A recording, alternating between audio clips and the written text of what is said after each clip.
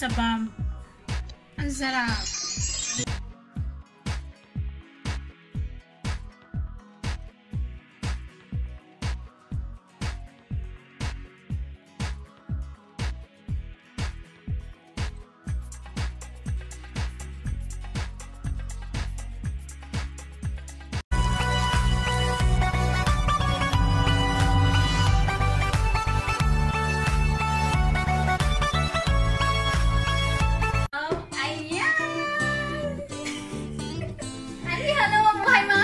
So, yung may kumakaway doon at yung si Mr. Joss.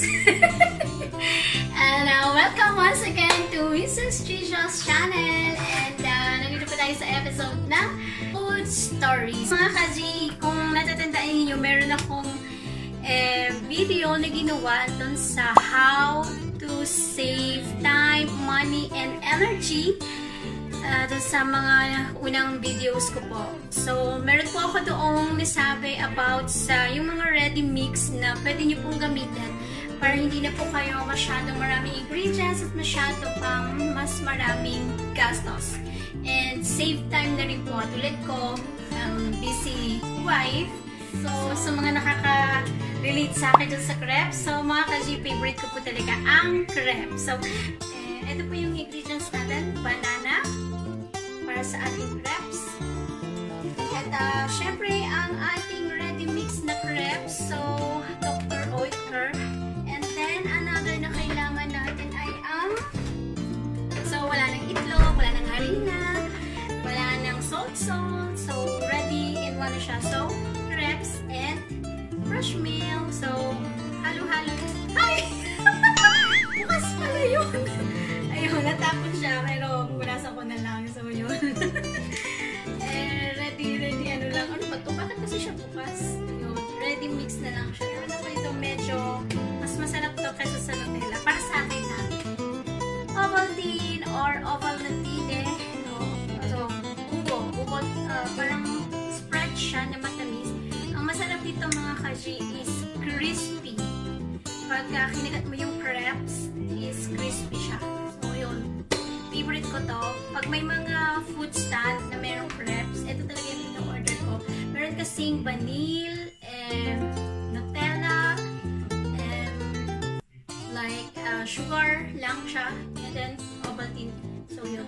Ito yung gagawin natin ngayon. Siyempre, mixer bowl. So, yun. Gusto ko lang din i-share sa inyo itong birthday gift last year ni Mr. So, special siya para sa crepes. Actually, 2 times ko pa lang siya nagagamit or 3. At hindi ko pa na-perfect yung crepes. So, titingnan natin ngayon kung ma-perfect ko na siya. Oh my God! Magluluto tayo. Isasaksak lang siya sa kuryente. Meron din itong di-apoy.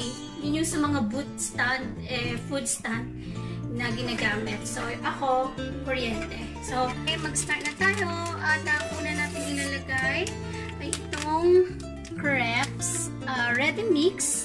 So, yan. Sabay-sabay lang. Yan. Yung, pwede kang makagawa ng 8 crepes sa mix na ito. Yun. Ayan. So, lalagyan lang natin ng ano kasing sabi is 4 deciliter. So, for 4 deciliter is 400. So, nandyan tayo. Mga kaji. Yan. So, ito na yung milk natin. Ibubuhos mo lang. So, yun. Mixing. Halo-halo. No need eggs. No need harina. No need butter. No need salt. Just drop the ready mix powder and milk, and charan, instant mix na siya ng crepes. So, ayan. So, halo-halo lang yan. Halo-haloin lang natin ito para sumarap, dagdagan ng pagmamahal. So, ayan. So, made with love to mga kaji. Okay, ready na siya. So, ayan mga kaji. Open na ang ating. So, lalagay ko siya sa number 5 or 6. ayan. Medyo warm-warm na siya.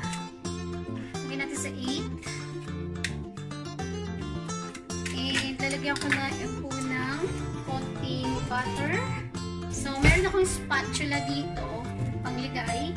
Ang baliktad kasi ito mga kaji. And ito, pang circle. Butter! So, yun. Gagamit tayo ng butter para hindi siya tumikit doon.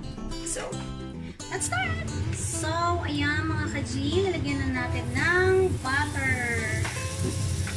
Para hindi siya tumikit. So, ayan. Yun. Madikit kasi siya kapag walang butter. So, lagyan natin siya ng butter. Ayan.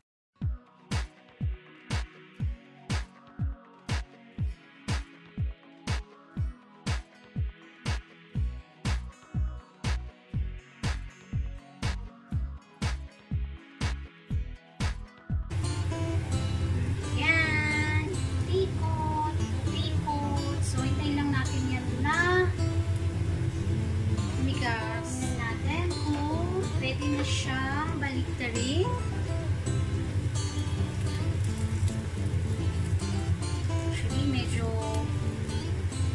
nadudurog-durog siya. Feeling ko, hindi pa siya ganun ka-ready. Yan. So, every time na may chance ako na magluto nito, tinatry ko pa rin talaga siyang i-perfect. Lalo na yung pag-ikot-ikot nung dito. Kasi pag nakakita kayo nun yung dun sa tindahan, ang galing nilang mag-galong-galong, no? Ganyan-ganyan, no? Ikot-ikot lang. Tapos, napupuno na yung buong circle. Tapos, ang ganda nung, ano.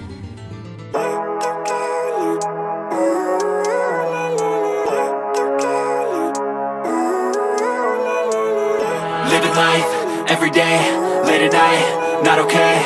All I want, and I pray, all I need are some better days. Fuck me, I'm looking in the mirror, so foggy, but I've never seen clearer. I don't really think anyone can save me, and honestly I'm not really sure I want saving. I like to be my own worst enemy. There's no risk if you don't try at anything, so I'ma just keep buying everything. See you in the next life, have to be a better me. I don't think that my head's on straight, gotta flip it and grip it and go and get an x-ray. What's wrong with me? I just feel weight pushing on my chest and it squeezes till I suffocate. Better change my mindset, meditate. It's pretty cool that I'm alive and have better days. I could walk, see, hear, I should celebrate. Think I could change my mind, maybe elevate. Living life, everyday, late at night, not okay. All I want, and I pray, all I need are some better days. Yeah, all I need are some better days. Cause all I want, and I pray, I believe in the better days. I'm kinda stuck between a rock and a hard place. Do I work hard, or live at my pace? You're only young once, yeah that's all great, but I also want a future where I'm Pero nung one time naman, sa isang parang, ano ba yun, fest, bumili kami ng crepe. Alam nyo ba, yung gumawa, hindi talaga siya ganun karunong. And then, alam yung basag, yung kalahati na lang yung binigay sa amin. Sabi ko, minus 1 francs na yan Kasi, yung isang ganito mga kaji, pag bumili ka sa tindahan, hindi pare-pareho. Minsan meron 7 francs, minsan merong 8 francs. And then, ang nipis, as in ang nipis. Normally talaga manipis ang crepes Pero yung sa akin napakapal. Okay lang yan. Ako lang naman kakain. Tsaka si Mr.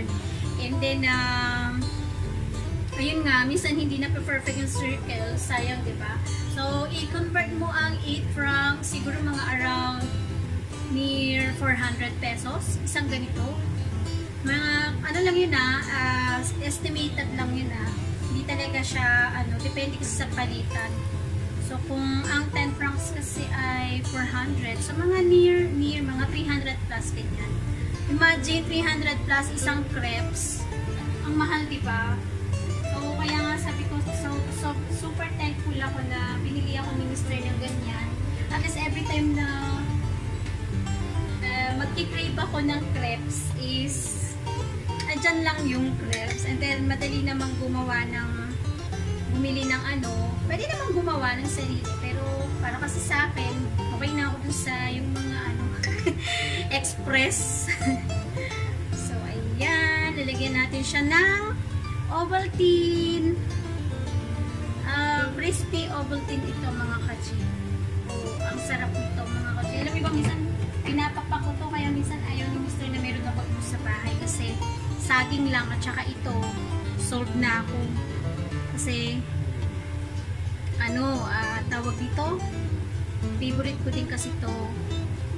Actually, na-discover ko ang Ovaltine sa pamangkin ko. Normally, Nutella ako noon kasi yun lang yung alam ko. And then, bigla, nung kumain kami magkasama ng pamangkin ko, meron pala Ovaltine. So, mas nagustuhan ko siya kasi kapag kinagat mo, crispy siya. So, ayun. Yan, nalagyan natin. Alam nyo, hindi ako ready, oh. Ubus na siya. So, kailangan ko nang mag-request ulit kay Mr. nito. Till next grocery namin. Hey, Mr. Kailangan kong bumili nito. Kailangan ko siyang ilagay sa aking listahan. Katulad nga nung unang vlogs ko, yung mga pag namamalengke o namimili kami ni Mr., nililista ko na yung mga kailangang bilhin para pag kailangan mo, hindi ka mapukumahog na wala ka palang stock. Kasi dito mga kaji sa Switzerland, wala kaming tindahan dito na yung katulad sa atin dyan sa Pilipinas na sa kanto lang, katsinelas ka lang, pwede ka nang bumili o tatakbo ka lang, bili ka nga ng suka, mantika, patis, ganyan. Dito hindi. Meron sila dito parang 7-Eleven yung Bolt. Parang ganun lang. Pero hindi kasi siya laging bukas. So, ayun. Kaya hindi pwede sa amin yung wala kami stock. So, sinimot ko na. Ayan. Nalagyan na natin ang saging. Banana. So, hindi ako kuripot. Dadamihan ko. Mga isang buo. Ganyan. So, yan. Actually, mga kaji, sabi ko noon, pag nagkaroon ako ng ganito, magbibusiness ako sa Pilipinas ng crepes. Pero, this year, kasi hindi kami makakauwi, so, hindi ko siya madadala. Kasi naman, si pandemya, sumingit-singit. Anyway, we had still many to thankful kahit pandemic. Diba, mga kaji? Kailangan lang natin maging positive thinker. So, yan. So, nalagyan ko na ng banana. At atin na siyang, oh my God, hindi ko siya nahinaan. Ayan, tingin ko nasunog siya. Oops, sala. Oh my God, you're so beautiful. Ang ganda lang ng kulay niya. Actually, ang kapal niya, mga kaji, ayaw niya tumiklaw. So, ayan. Ayan. Ready na ang ating dalawang crepes to eat. So, gutom na rin si Mr. So, kakain na tayo. Tara na. So, nakagawa tayo ng dalawang crepes. So, mga kaji, ayan na nga at luto na ang ating easy-made crepes. And super made with love. And so, atin ang ihahain ito kay Mr. So, yan.